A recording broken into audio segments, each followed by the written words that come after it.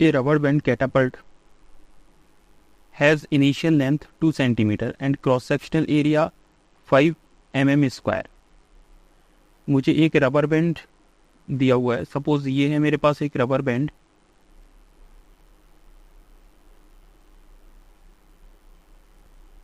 ये जो rubber band है इस रबर बैंड की उसने इनिशियल लेंथ दे रखी है,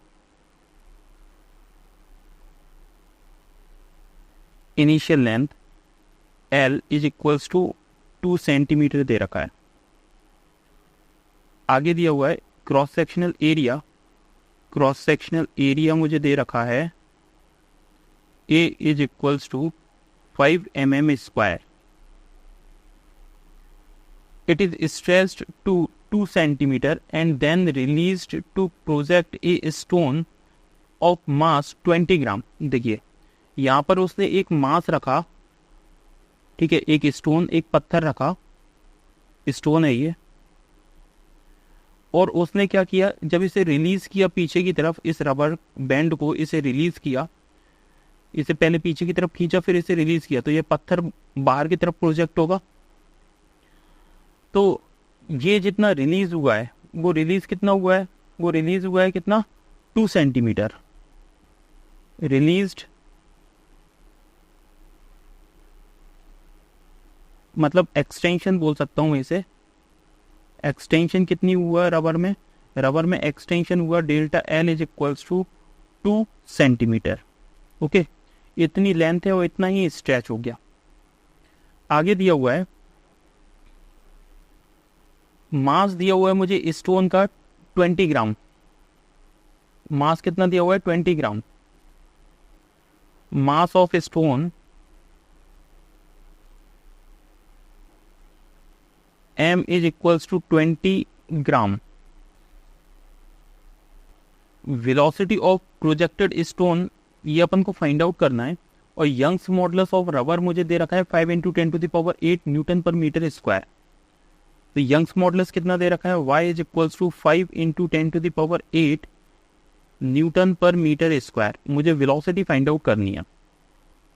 अब इसे जरा थोड़ा सा समझना, ये रबर है, तो रबर के अंदर होती है स्टिफनेस, स्टिफनेस रबर के अंदर हो गई, स्प्रिंग के अंदर हो गई, उसमें स्टिफनेस होती है। इस स्टिफनेस की वजह से इसे आप आसानी से खींच सकते हो, और जब इसे आप रिलीज करोगे तो ये जो पत्थर पे फोर्स लगेगा वो फोर्स इस तरफ जाएगा। तो अब एक चीज देखना, देखिए ये मैंने रबर बैंड बना दिया, इस रबर बैंड में ये है मेरे पास स्टोन। अब मैं इस रबर बैंड को पीछे की तरफ खींच रहा हूं, मैंने इस रबर बैंड को इतना पीछे खींच लिया। ओके, जब मैंने इसे इतना पीछे खींच लिया तो ये यहां तक, यहां से यहां तक इसे जब खींचा गया तो इसमें पोटेंशियल एनर्जी आई। क्लियर, जब इसे यहां से यहां तक जब आप खींचोगे तो इसके अंदर पोटेंशियल एनर्जी आ जाएगी, पोटेंशियल एनर्जी। और जैसे ही आप इसे रिलीज करोगे इस पत्थर को, तो ये पत्थर आगे की तरफ मूव करेगा और ये इसी वेलोसिटी से आगे की तरफ स्ट्राइक करेगा, ये पत्थर, ये स्टोन। तो जब ये स्टोन आगे की तरफ स्ट्राइक करेगा, इसका मतलब ये जो पोटेंशियल एनर्जी जितनी आपने इसे पीछे खींचा था वो पोटेंशियल एनर्जी कन्वर्ट हो जाएगी किसमें, काइनेटिक एनर्जी में। ओके, तो जितनी पोटेंशियल एनर्जी होगी उतनी ही तो काइनेटिक एनर्जी होगी। तो मैं पोटेंशियल एनर्जी को काइनेटिक एनर्जी के इक्वल कर सकता हूँ, और इसे आप कितना स्ट्रेच कर सकते हो, इसे आप स्ट्रेच कर सकते हो जितनी इसकी स्टिफनेस होगी, जितनी इसकी स्टिफनेस होगी रबर की उतना ही आप इसे स्ट्रेच कर सकते हो। अब पहले ये समझिए कि स्टिफनेस क्या होती है। स्टिफनेस होता है, स्टिफनेस होता है फोर्स पर यूनिट डिफ्लेक्शन। मतलब अगर मैंने सपोज ये मेरे पास एक रबर है, ये रबर है, अब इस रबर की इनिशियल लेंथ कितनी है, इनिशियल लेंथ है सपोज L। जब इस रबर पे मैंने एक मास लगा दिया, मास, तो ये मास नीचे की तरफ डाउनवर्ड एक्ट करेगा mg, तो इसकी वजह से इसकी लेंथ L से इंक्रीज हो जाएगी। मतलब इसकी लेंथ इंक्रीज होकर के कितनी हो जाएगी, इंक्रीज होकर के सपोज यहाँ तक इसकी लेंथ बढ़ गई। जैसे ही मैंने इस पे मास लगाया तो रबर की लेंथ बढ़ गई, एक्चुअल लेंथ इसकी कितनी थी, एल इतनी थी, लेकिन अब इसकी लेंथ कितनी इंक्रीज हो गई, मैंने मान दिया एक्स इसकी लेंथ इंक्रीज हो गई। ओके, या फिर इसे मान लो डेल्टा एल इंक्रीज हो गई, जो भी आप मानना चाहो। तो ये क्या हो गया, ये हो गया डिफ्लेक्शन। डिफ्लेक्शन कितना हुआ, डेल्टा एल। ओके, फोर्स कितना लगा, एम जी। तो अगर मैं स्टिफनेस देखूं तो स्टिफनेस क्या हो गया, फोर्स एफ अपॉन डिफ्लेक्शन कितना हो गया, डेल्टा एल। करेक्ट। तो फोर्स अपॉन डिफ्लेक्शन कहलाता है स्टिफनेस। इसी तरीके से स्टिफनेस डिटरमाइन करते हैं अपन किसकी, स्प्रिंग की। इसी तरीके से अपन डिटरमाइन करते हैं किसकी, रबर की स्टिफनेस। तो स्टिफनेस मुझे मिल गई एफ अपॉन डेल्टा एल। अब मैं लगा रहा हूं इस वाले पूरे न्यूमेरिकल पे जो मैंने पढ़ा हुआ था, इस पर मैं लगा रहा हूं हुक्स लॉ।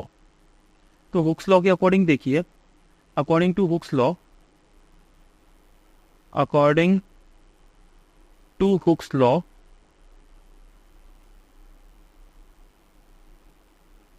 ध्यान से देखना, यहाँ पे मैंने दो कॉन्सेप्ट बता दिए हैं। पहला स्टिफनेस वाला कॉन्सेप्ट, और दूसरा मैंने ये बता दिया कि potential energy will be equal to kinetic energy. इन दोनों ही कॉन्सेप्ट को लगाएंगे। इसे मैं फर्स्ट मान रहा हूँ, इसे मैं सेकंड मान रहा हूँ।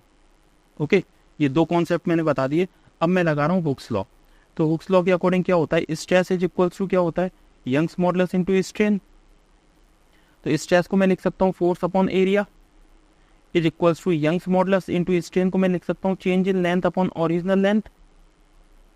ओके, तो चेंज इन लेंथ उसने कितनी दे रखी है, 2 सेंटीमीटर, और ओरिजिनल लेंथ भी कितनी है, 2 सेंटीमीटर। देखिए जरा ध्यान से, देखिए इनिशियल लेंथ कितनी दे रखी है, 2 सेंटीमीटर, और एक्सटेंशन कितना दे रखा है, 2 सेंटीमीटर। ओके, तो मैं यहाँ से स्टिफनेस डिटरमाइन करूँ तो स्टिफनेस, इसे स्टिफनेस को मैं के से रिप्रेजेंट कर रहा हूँ। तो स्टिफनेस डिटरमाइन करूंगा मैं, यहाँ पे क्या लिखूंगा, यहाँ से F upon delta L is equals to K is equals to कितना हो जाएगा, ये हो जाएगा Y A upon L, Y A upon L. ये आ गई मेरे पास स्टिफनेस। तो स्टिफनेस को मैं डिटरमाइन कर लेता हूँ। स्टिफनेस के इज इक्वल्स टू कितना हो गया, वाई, वाई की वैल्यू कितनी दी गई है मुझे, देखिए यंग्स मॉडुलस की वैल्यू मुझे दे रखी है 5 × 10⁸। ठीक है, मुझे एरिया कितना दे रखा है, एरिया 5 mm² है। mm² को मीटर स्क्वायर में चेंज करूंगा तो ये 5 × 10⁻⁻6 हो जाएगा। आगे मुझे एल मुझे कितनी दे रखी है, initial length that is 2 centimetre. Centimetre को मीटर में मैं चेंज करूंगा, कितना हो जाएगा, 10⁻⁻2 से मल्टीप्लाई हो जाएगा। मैं यहाँ पे वैल्यू पुट कर रहा हूँ। y की वैल्यू मुझे दे रखी है 5 × 10⁸ इंटू एरिया मुझे कितना दे रखा है, एरिया है 5 mm² है, तो इसे मैं मीटर में चेंज करूंगा, मीटर स्क्वायर में तो 10⁻⁻6। आगे मुझे दे रखा है लेंथ मुझे दे रखी है 2 सेंटीमीटर, तो 2 सेंटीमीटर को जब मैं मीटर में चेंज करूंगा तो 10⁻⁻2।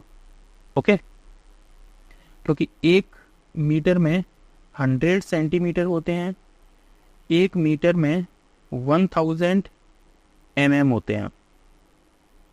इसे जब कैलकुलेट करूंगा तो स्प्रिंग की स्टिफनेस कितनी आ जाएगी, ये आएगी 12.5 × 10⁴, क्योंकि ये ऊपर पहुंच जाएगा तो 10⁻⁻8, सॉरी ये ऊपर पहुंच जाएगा तो ये +2 हो जाएगा, +2 हो जाएगा तो 10⁻�4, और 10⁻+8 तो 10⁴ बचेगा मेरे पास। ठीक है, और ये हो जाएगा 5 × 5 25 डिवाइड बाई 2 तो 12.5 स्टिफनेस है। इसका मतलब न्यूटन पर मीटर इसकी यूनिट हो गई। राइट, ये मैंने स्टिफनेस डिटरमाइन कर ली। अब मैं लगा रहा हूं फर्स्ट वाला, ये वाला concept, means potential energy will be equal to kinetic energy. Potential energy जो दी जाती है, पोटेंशियल एनर्जी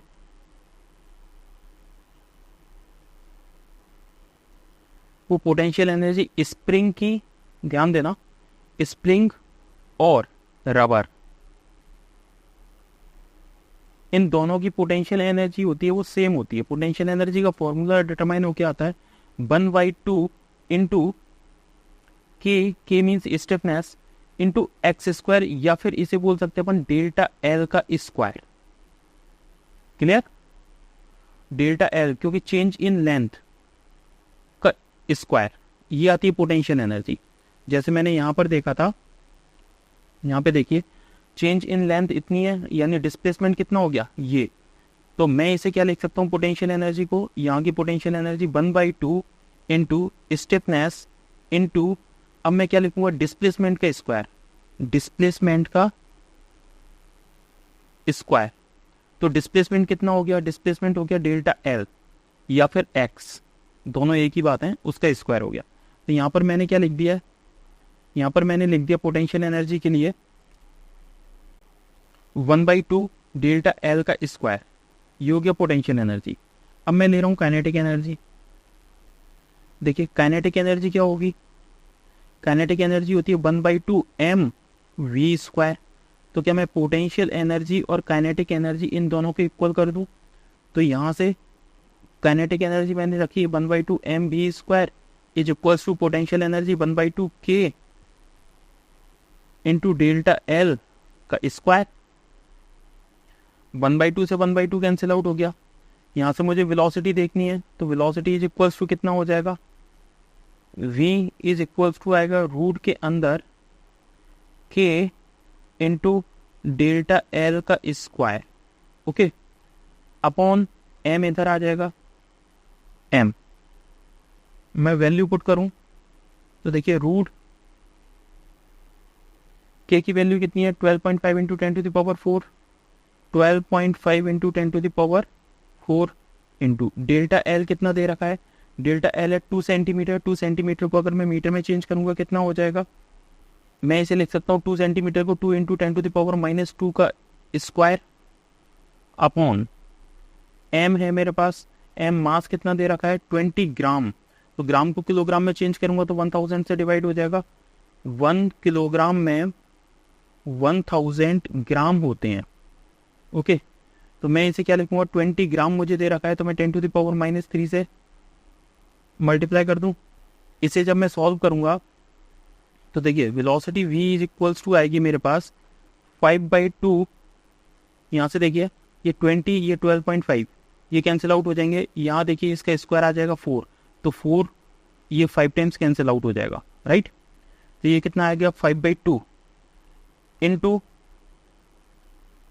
10⁻³ इंटू 2 इंटू 10⁻⁻²। जब इसे भी अपन सॉल्व करेंगे तो ये कितना हो जाएगा, इससे ये कैंसिल आउट हो जाएगा, पावर कैंसिल आउट हो जाएगी, यहाँ 2 से 2 कैंसिल आउट हो जाएगा। यहाँ कितना आ गया, यहाँ आ गया 50 मीटर पर सेकेंड, ओके। तो वेलोसिटी मेरे पास कितनी आ गई 50 मीटर पर सेकेंड। ऑप्शन मैच कराते हैं।